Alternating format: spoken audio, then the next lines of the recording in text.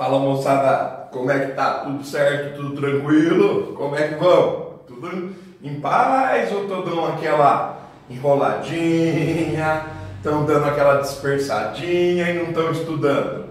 Sei não, hein, moçada? O senhorzão tá sempre desconfiado das paradas, hein? Mas vamos lá, gente, vamos retomar ao nosso curso de Geografia Geral. Já faz um tempinho que nós não estudamos a Geografia Geral e nós precisamos terminar a famosa União Europeia. Na última aula, nós havíamos avançado até o ano de 2004, né? 2004, quando vai acontecer a famosa Europa dos 25. A Europa, então, tem a sua maior expansão e incorpora os países do leste europeu, antiga área de influência do socialismo, antiga área de influência da União Soviética. Pois essa expansão, ela continua pelo leste europeu, sob os antigos países soviéticos de influência da União Soviética, em 2007. Então, 3 anos depois da nossa última expansão, que foi em 2004, no ano de 2007, nós vamos ter a famosa Europa dos 27, ou EU7, ou EU27. A EU27, Europa dos 27, ela vai incorporar então a Bulgária e a Romênia.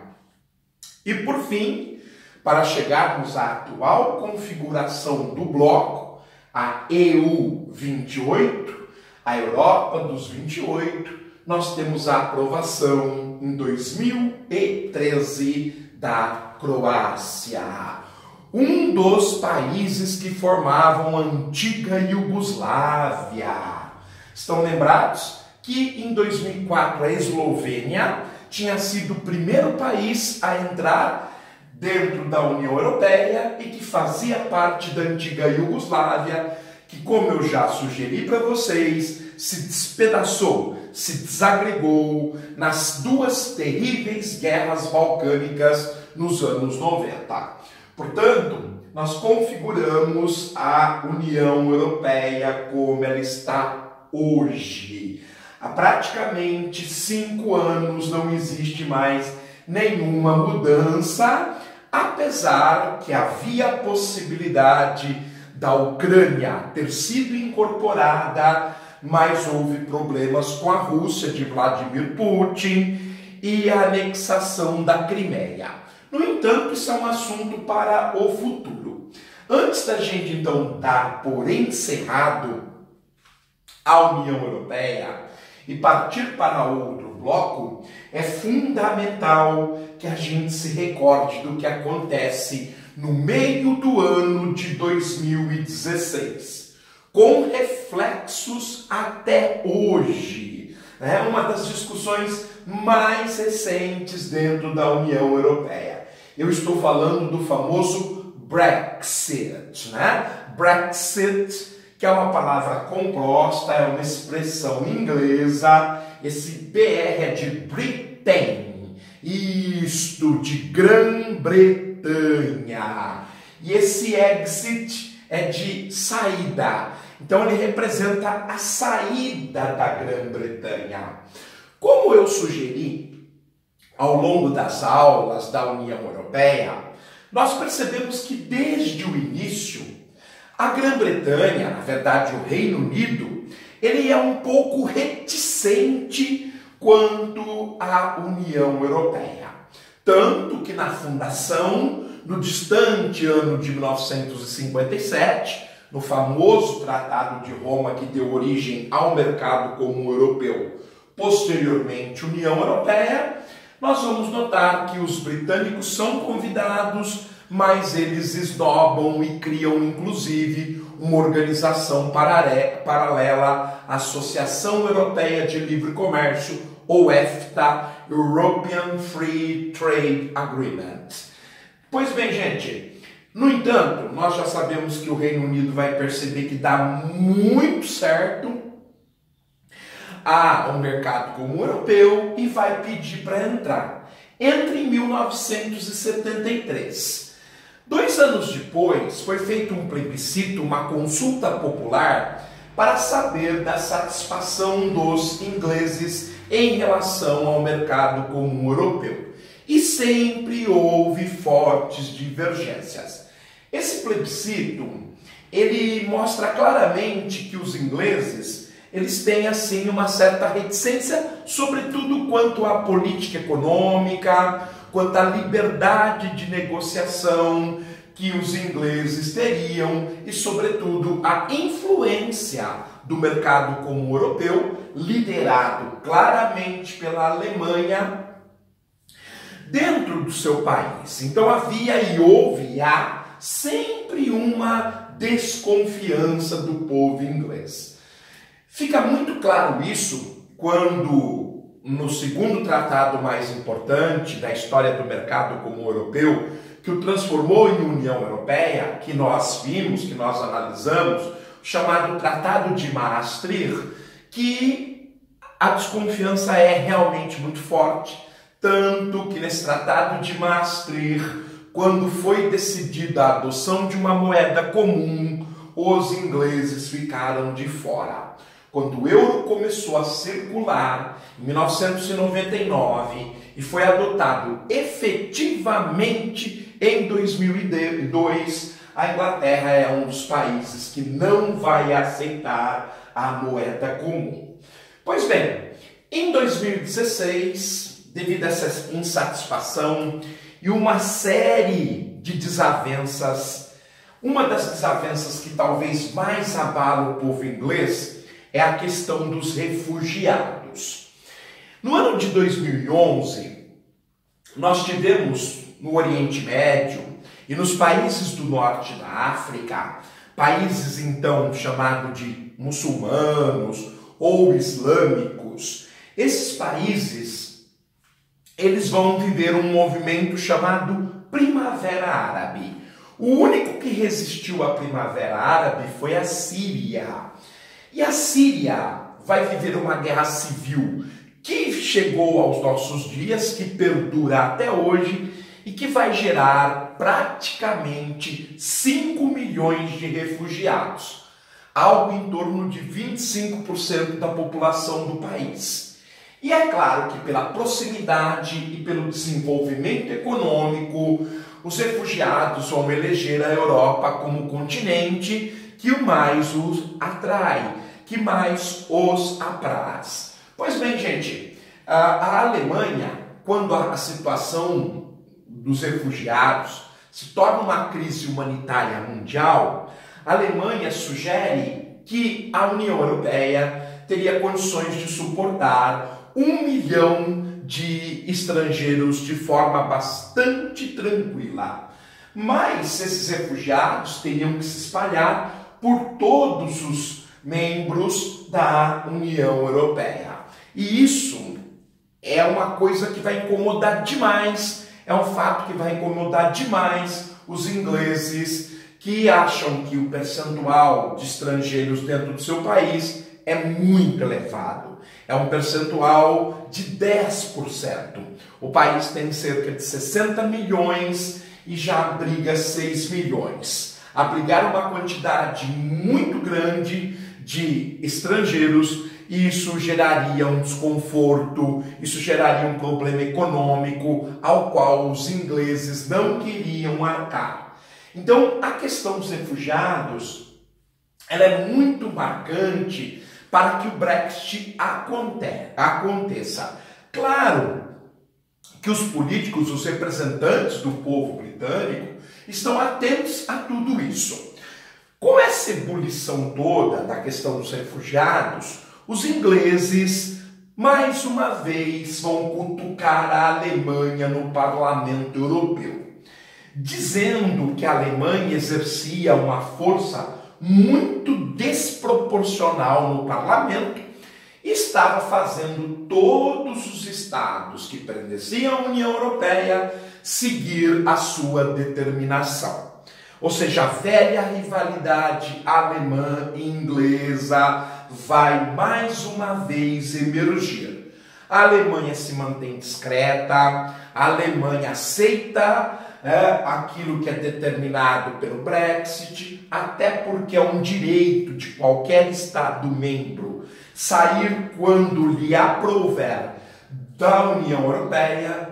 Tanto é que eu já discuti que a União Europeia, os Estados-membros, eles podem se integrar de maneiras diferentes. Tanto que no caso do euro, dos 28 países membros, 19 adotam o euro e 9 não. Então há uma certa liberdade de escolha, uma certa liberdade de participação. Os países podem adotar ritmos diferentes dentro da União Europeia. Ora, então, a Inglaterra, ela vai se apoiar na crise dos refugiados, vai se apoiar na força política alemã, na força de influência que a Alemanha exercia dentro da União Europeia. Existe também a velha divergência entre os modelos de capitalismo. Nós já sabemos que a Inglaterra é a base histórica do capitalismo liberal. E a Alemanha é a base histórica de governos de capitalismo social-democratas. Então isso também sempre levou os dois países a uma certa divergência. Para um, o livre mercado é determinante, no caso inglês. No caso alemão, o Estado precisa intervir na política, na economia, na sociedade, para que não haja muita discrepância, para que o lucro não reja de forma peremptória, absoluta, gerando problemas sociais dentro de um país. Então esta também é uma divergência. Uma quarta divergência é a rigidez, segundo os ingleses, imposta pelo bloco econômico.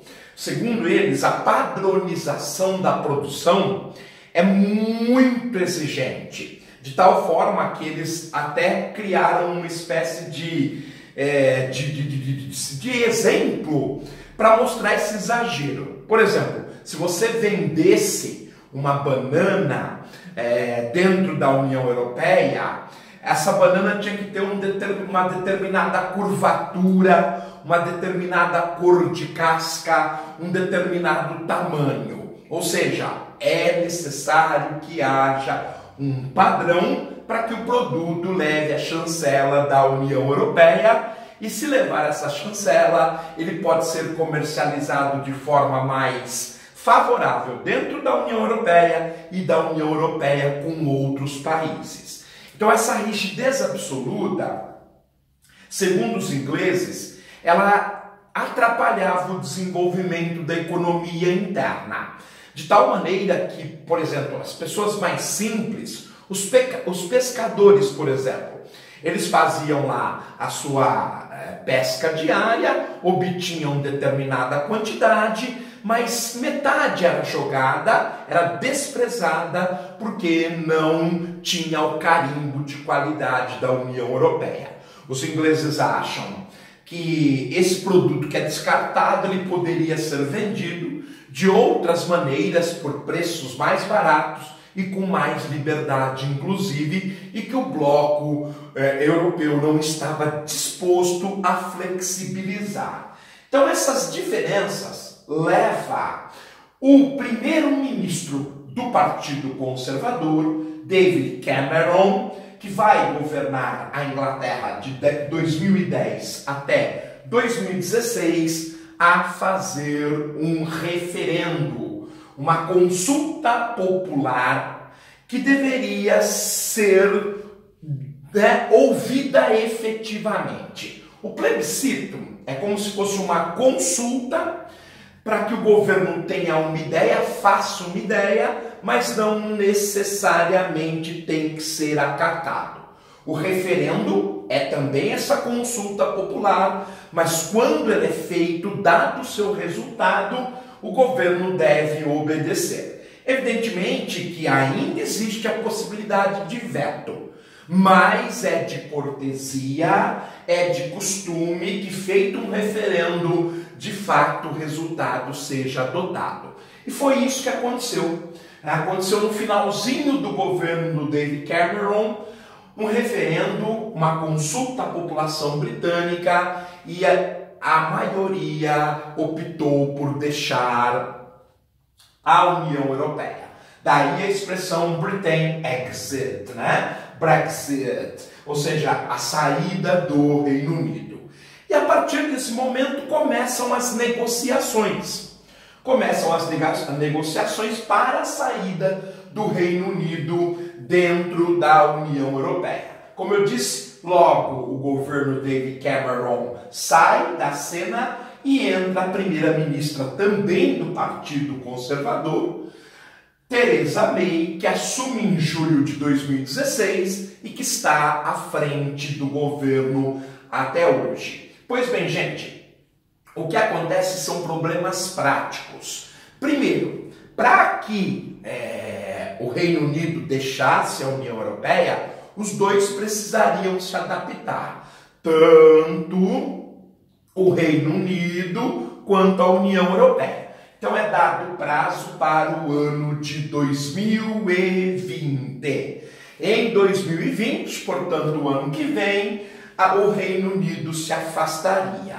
Gente, outro detalhe, o Reino Unido devia em taxas e em comércio dentro da União Europeia 100 bilhões de dólares.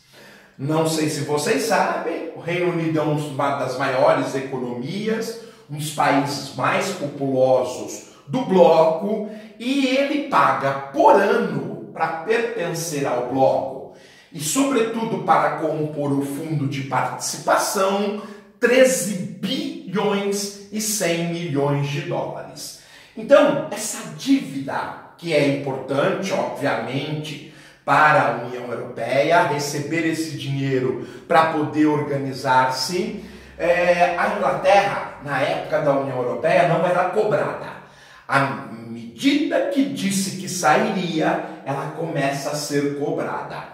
Porém, vai existir alguns problemas cotidianos. Por exemplo, o Reino Unido, que é formado por 4 países, a Inglaterra, o país de Gales, a Escócia e a Irlanda do Norte.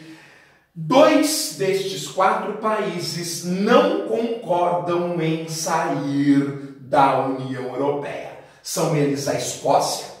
A Escócia inteira vota pela permanência dentro da União Europeia. Então, se o Reino Unido sair, o que vai acontecer com a Escócia? Os próprios escoceses já mostraram descontentamento e mostram que vão deixar o Reino Unido. O separatismo escocês ele é marcante na história desse país. O último referendo ele foi de 2014, setembro de 2014. E nesse referendo, 55% da população quis permanecer no Reino Unido. Ou seja, 45% no ano de 2014, há 4 anos e meio atrás, já queriam sair do Reino Unido.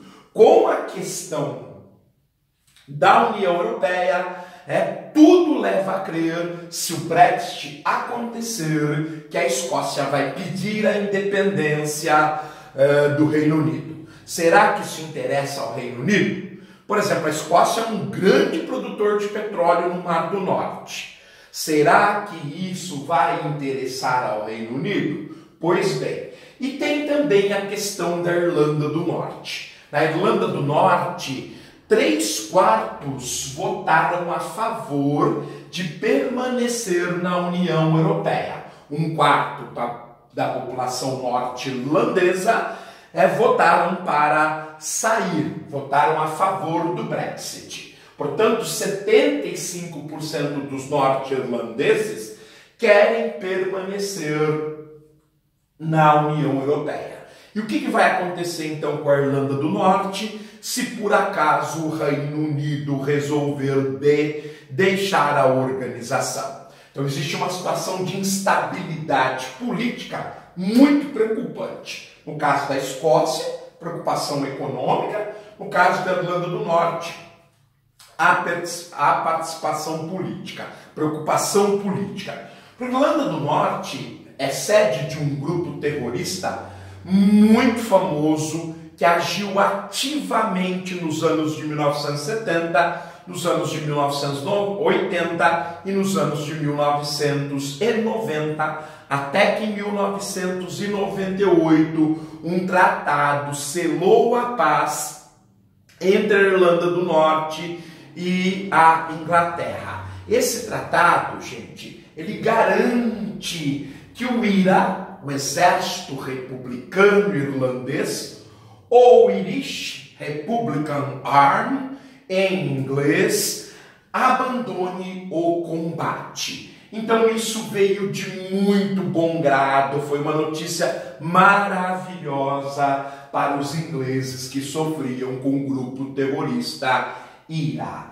Gente, então nós temos alguns problemas práticos. Esses problemas práticos, a dívida que o Reino Unido tem com a União Europeia, mas a percepção atual política e do povo inglês de que sair da União Europeia é um mau negócio, fez com que recentemente a primeira-ministra Theresa May, ao propor ao governo, que é um governo parlamentarista, composto por duas câmaras, a Câmara dos Comuns, a Câmara dos Lordes, ela propôs a efetivação da retirada do Reino Unido do bloco. Teve uma derrota histórica, inclusive há conversas paralelas entre o governo da ministra Theresa May e os demais membros do bloco União Europeia, se o Reino Unido voltasse a ser aceito. Precisamos então, nos próximos meses, acompanhar a situação e para efetivamente encerrar, eu precisaria falar para vocês das capitais, entre aspas, da União Europeia. Gente, os principais organismos que formam a União Europeia, eles são sediados em Bruxelas. Bruxelas é a capital da Bélgica, mas ela é também considerada a grande capital, por muitos a única capital da União Europeia. Então é em Bruxelas que existem todos os organismos, é em Bruxelas que se tomam as decisões, é em Bruxelas que eventualmente se encontram os 28 chefes de Estado. No entanto, o Parlamento Europeu, que hoje efetivamente regencia, gerencia, organiza a política do bloco, ele está em Estrasburgo, que é uma cidade que fica numa região histórica chamada Alsácia-Lorena. Foi disputa nas duas guerras mundiais entre a França e a Alemanha e que hoje faz parte do território francês. É em Estrasburgo que está o grande prédio chamado Parlamento Europeu. Atualmente, o Parlamento Europeu ele é composto por 751 membros, de tal forma que nas eleições os europeus eles votam para 3 deputados. Os deputados estaduais, ou de províncias, ou de departamentos, dependendo da divisão política administrativa do país, eles votam para os deputados federais e votam também para os deputados comunitários, os deputados, os políticos que vão representar cada um dos 28 países dentro da União Europeia. Atualmente, são 751 membros. A composição desta casa, deste parlamento europeu, ele está ligado ao tamanho da população. Então, o país mais populoso da União Europeia é a Alemanha, logo tem mais deputados, 96. É algo que, por exemplo, incomoda o Reino Unido. O Reino Unido tem uma população menor e tem 73 parlamentares. A França tem um pouquinho mais de pessoas do que o Reino Unido, tem 74 parlamentares. A Itália, praticamente a mesma população do Reino Unido, 73 parlamentares. A Espanha, com cerca de 55 milhões de pessoas, 54. Os países que têm menores populações, como é o caso da Estônia, de Chipre, de Malta, tem apenas 6 membros. Esta é a composição atual do Parlamento Europeu. E não podemos nos esquecer então de Frankfurt, onde está a sede do Banco Central Europeu, que cuida do euro, moeda comum de 19 dos 28 membros e que é considerada a capital econômica, a capital financeira. Ok, pessoal? Dessa forma a gente encerra a União Europeia depois de uma série de aulas e na próxima aula de Geografia Geral nós vamos falar de um bloco bastante significativo que faz parte da nossa região, que é o Mercosul, ok? Antes então de nos despedirmos, vamos dar uma olhada nesta beleza de mapa e identificar, localizar onde está a sede histórica, a capital histórica da União Europeia, Bruxelas, no coração da Bélgica.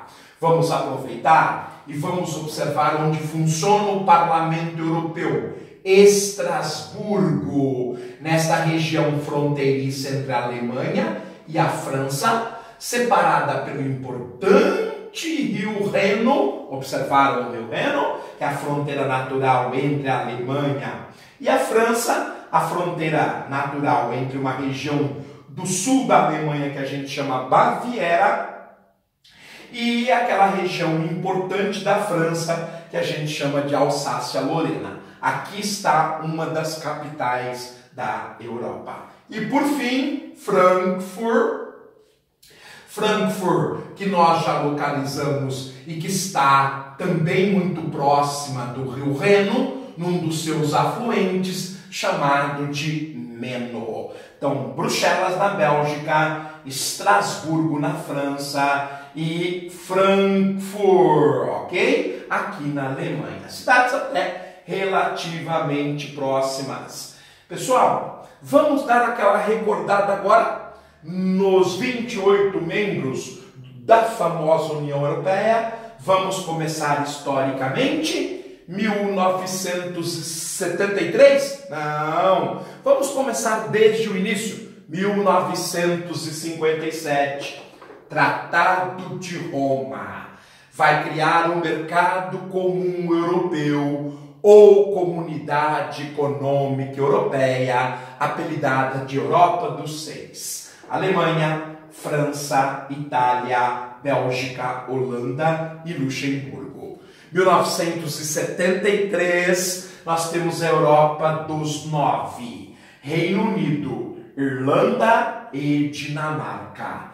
1981, a Europa dos 10, com a Grécia. 1986, Europa dos 12, Portugal e Espanha. 1995, Europa dos 15, Suécia, Finlândia e Áustria. Opa! 2004, Europa dos 25, Malta, Chipre, Eslovênia, Polônia, República Tcheca, Eslováquia, Hungria, Estônia, Letônia e Lituânia. 2007, Europa dos 27, Romênia e Bulgária. 2013 Europa dos 28 com a Croácia. Pessoal, tudo de bom, continuem estudando, se inscrevam no canal Geomasa, interaja com o canal Geomasa, que está crescendo, que está feliz, mas que precisa da participação de vocês. Enquanto isso, nós vamos elaborando as nossas aulas, os nossos cursos diários. Tudo de bom para vocês, estudem sempre, estudem muito. Abração, beijão do Sorzão. Tchau!